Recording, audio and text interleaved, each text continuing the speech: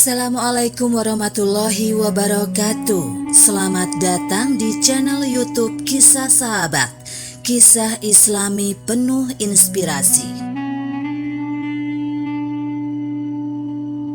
Tujuan Nabi Muhammad SAW diutus ke muka bumi. Nabi Muhammad SAW adalah nabi terakhir yang diutus Allah Subhanahu wa Ta'ala.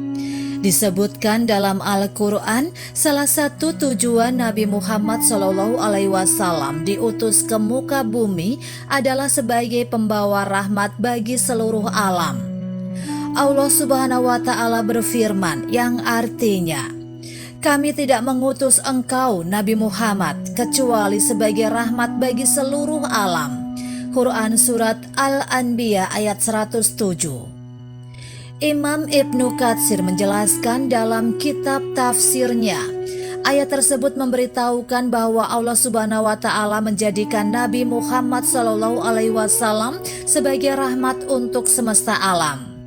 Dengan kata lain, kata Ibnu Katsir, Allah mengutusnya sebagai rahmat buat mereka. Ulama tafsir tersebut lebih lanjut mengatakan, barang siapa yang menerima rahmat ini dan mensyukurinya, maka dia akan berbahagia di dunia dan akhiratnya. Sebaliknya, barang siapa yang menolak serta mengingkarinya, maka dia termasuk orang yang merugi di dunia dan akhiratnya.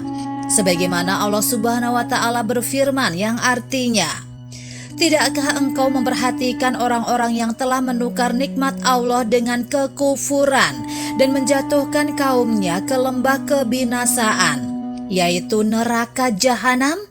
Mereka masuk ke dalamnya. Itulah seburuk-buruknya tempat kediaman." Quran Surat Ibrahim ayat 28 hingga 29. Dalam firman-Nya yang lain disebutkan, tujuan Nabi Muhammad SAW diutus ke muka bumi adalah sebagai pembawa kabar gembira dan pemberi peringatan, yang artinya, "Tidaklah kami mengutus engkau Nabi Muhammad kecuali sebagai pembawa kabar gembira dan pemberi peringatan." Quran Surat Al-Furqan ayat 56. Menurut tafsir Wajiz Kementerian Agama Republik Indonesia, Allah Subhanahu wa Ta'ala mengutus Nabi Muhammad SAW sebagai pembawa kabar gembira bagi orang-orang yang beriman dan beramal soleh, bahwa mereka akan mendapatkan pahala dan masuk surga. Di sisi lain, lanjut tafsir tersebut, Nabi Muhammad SAW juga bertugas untuk memberi peringatan bagi orang-orang yang ingkar terhadap Allah Subhanahu wa Ta'ala dan Rasul-Nya, bahwa mereka akan mendapatkan siksaan dari Allah di dalam neraka. Dalam hal ini bukan tugas Rasul memaksa mereka untuk beriman kepada Allah. Nabi Muhammad SAW mengemban tugasnya sebagai Rasul di usia 40 tahun usai menerima wahyu pertama di Gua Hiro. Menurut hadis yang diriwayatkan oleh Imam Bukhari dan Muslim, Rasulullah SAW menerima wahyu dalam dua keadaan. Pertama, terdengar seperti suara lonceng yang berbunyi keras, dan dikatakan bahwa ini cara paling berat bagi Rasulullah. Allah Subhanahu wa Ta'ala berfirman dalam surah Al-Muzammil ayat 5 yang artinya, "Sesungguhnya kami akan menurunkan perkataan yang berat kepadamu." Kedua, dikatakan bahwa Jibril datang kepada Nabi Muhammad SAW dalam keadaan seperti manusia biasa, menyerupai seorang laki-laki.